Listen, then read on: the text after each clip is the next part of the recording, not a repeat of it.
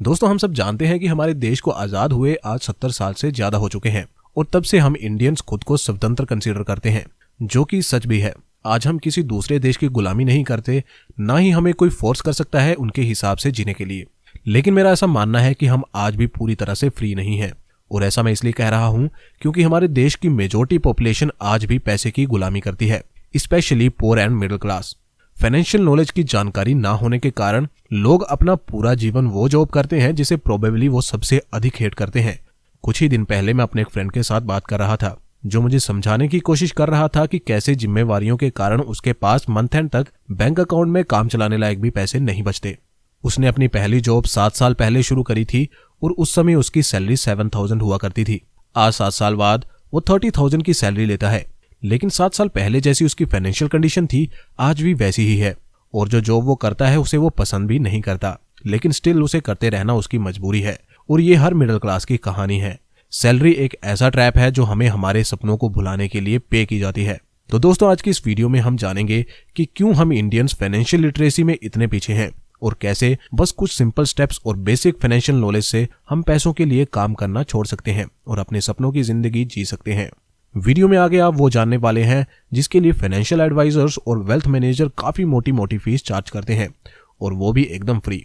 बस आपको नीचे दिए सब्सक्राइब बटन को प्रेस करना है ताकि हमारी थोड़ी मदद हो सके। तो बिना ज्यादा फालतू बकवास के सीधा बढ़ते हैं काम की बात की तरफ। जैसे कि हम जानते हैं कि हमारा एजुकेशन सिस्टम सिर्फ 200 साल पुराना है।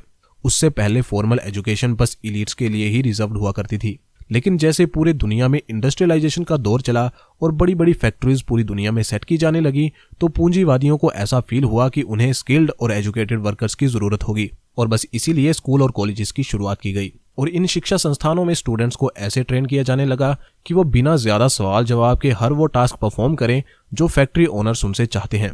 और इस शिक्षा व्यवस्था को ऐसे मार्केट किया गया कि ये स्टूडेंट्स के लिए फायदेमंद है और उनके लिए रोजगार के नए दरवाजे खुलेंगे।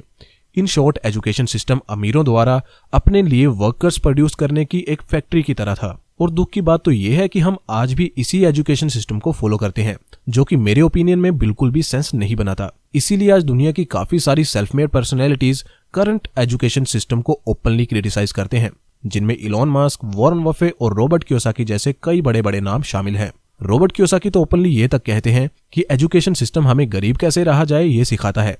उन्होंने एक बुक भी लिखी है, why A student work for C students, जिसमें वो कहते हैं कि जो स्टूडेंट्स स्कूल में अच्छे ग्रेड्स लाते हैं आगे जाके उनके लिए काम करते हैं जो उतने अच्छे ग्रेड्स नहीं लाते। स्कूल कॉलेजेस में जिस तरह का माइंडसेट बनाया जाता है वही कारण है आज हमारे फाइनेंशियल स्ट्रगल का, क्योंकि फॉर्मल एजुकेशन में ऑलमोस्ट जीरो फाइनेंशियल नॉलेज दिया जाता है।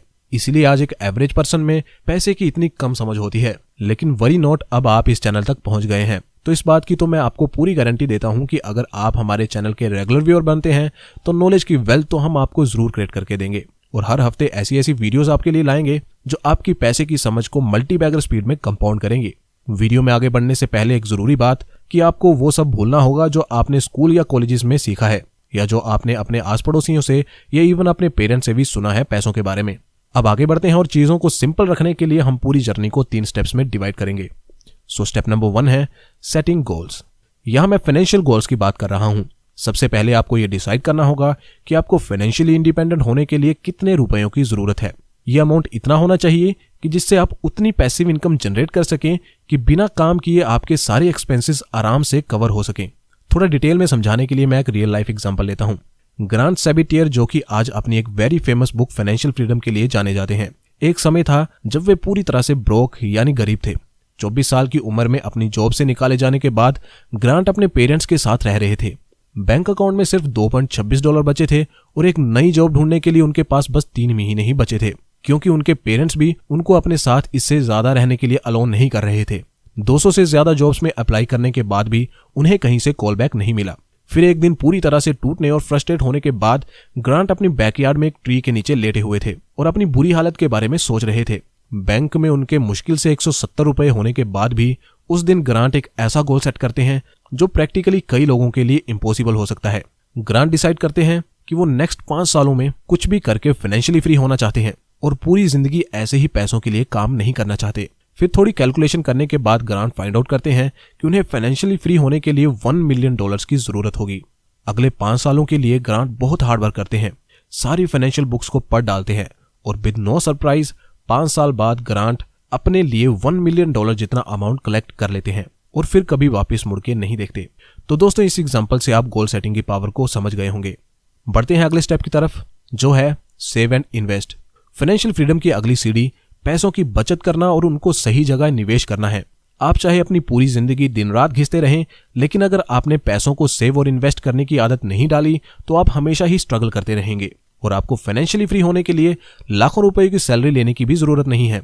ऑब्वियसली मोर इज बेटर, लेकिन आप मात्र महीने के कुछ हजार रुपयों को सेव करके भी और उन्हें अच्छी जगह इन्वेस्ट करके, जहां से एटलीस्ट आपको बैंक एफडी से ज्यादा रिटर्न मिल सके, इन द लॉन्ग रन अच्छी खासी वेल्थ क्रिएट कर सकते हैं। मैं अपने इस तर्क को थोड़ी सी कैलकुलेशन के साथ समझाने की कोशिश करता हूं। लेट्स एज्यूम कि आप 15 से 20 हजार की सैलरी करंटली लेते हो, या अभी आप बेरोजगार हो पर आप जल्दी ही एक ऐसी जॉब करने वाले हो जिसमें आपकी सैलरी 15-20 हजार की होगी, जो कि आराम से आपको किसी भी फील्ड में मिल सकती है। तो इतनी सैलरी में से आप अपना खर्चा वगैरह निकाल के महीने के 5,000 रुपए बचा लेते हैं।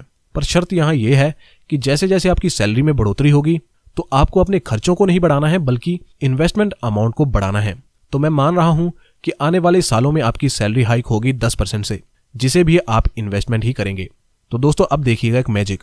आपने शुरुआत में इन्वेस्ट किए 5,000 रुपए हर महीने पूरे साल, और हर साल आप इस अमाउंट को 10% तक बढ़ाते गए, और आपने ऐसा अनुशासन के साथ 20 सालों तक किया। और इस समय काल में आपका एवरेज रिटर्न जो आपको अपनी इन्वेस्टमेंट पर मिला वो था मात्र 15%। तो 20 साल बाद जो अमाउंट बना होगा वो होगा 1.3 करोड़ रुपीस।